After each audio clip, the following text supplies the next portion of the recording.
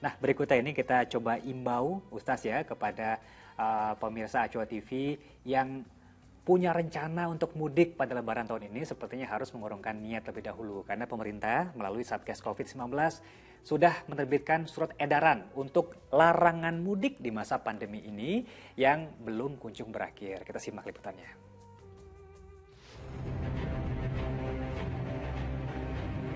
Masa pandemi COVID-19 belum berakhir dan sebagai langkah menekan penularan dan penyebaran virus, pemerintah kembali melarang seluruh kegiatan mudik pada Lebaran tahun ini.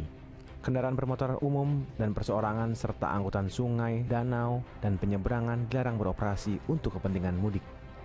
Larangan ini tertuang dalam Surat Edaran Kepala Satuan Tugas Nomor 13 Tahun 2021 tentang peniadaan mudik Hari Raya Idul Fitri 1442 Hijriah dan upaya pengendalian penyebaran COVID-19.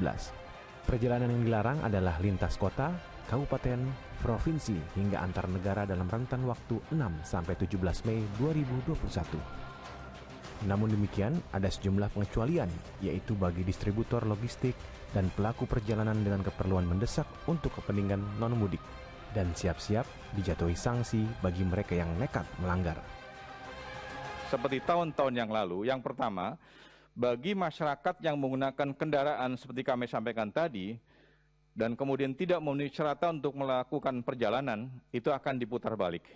Bagi kendaraan travel atau kemudian angkutan perseorangan yang digunakan untuk mengangkut penumpang, nanti akan dilakukan tindakan tegas oleh kepolisian, baik berupa penilangan dan juga tindakan yang lain yang sesuai dengan undang-undang yang ada. Meski Lebaran masih lama, puluhan warga luar daerah yang berdomisili di Banjarmasin mudik melalui pelabuhan Trisakti.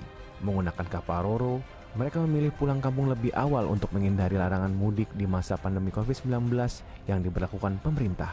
Untuk menghindari kerumunan-kerumunan itu yang pemerintah dilarang katanya tanggal 16 sampai 17 nggak boleh mudik.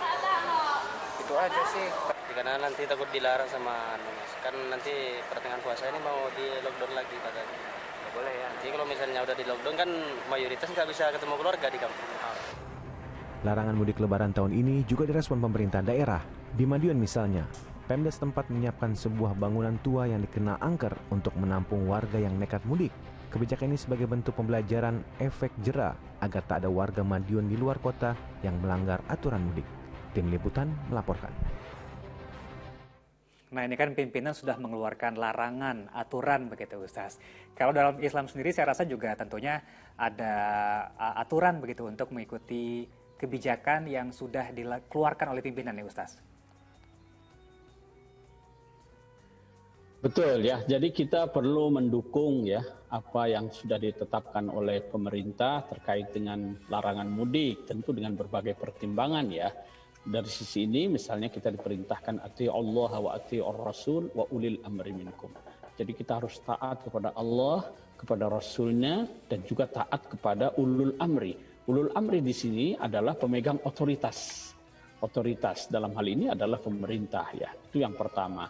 Yang kedua, larangan ini pun sejalan dengan syariat Islam ya, karena di sini mudik itu memang ada kemaslahatannya ya. Orang bisa silaturahim dengan keluarga, merayakan hari raya bersama-sama, merasakan kebahagiaan. Itu memang ada maslahatnya ya. Tetapi ada mudaratnya, ada bahayanya ya. Karena itu berpotensi menyebarkan virus ya, yang sekarang ini masih belum landai. Penyebaran itu sangat potensial terjadi dengan adanya kerumunan ya, orang-orang yang mudik. Di sini ada mudarat, ada bahaya. Kaidah hukum Islam itu mengatakan darul mafasid muqaddam ala jalbil masalih. Meninggalkan kemudaratan itu harus lebih didahulukan daripada mewujudkan kemaslahatan. Maslahatan di sini ada silaturahim. Tapi mudaratnya adalah penyebaran virus COVID-19. Nah, mencegah penyebaran itu harus didahulukan daripada mewujudkan kemaslahatan. Secara hukum fikih begitu. Jadi sudah benar ini.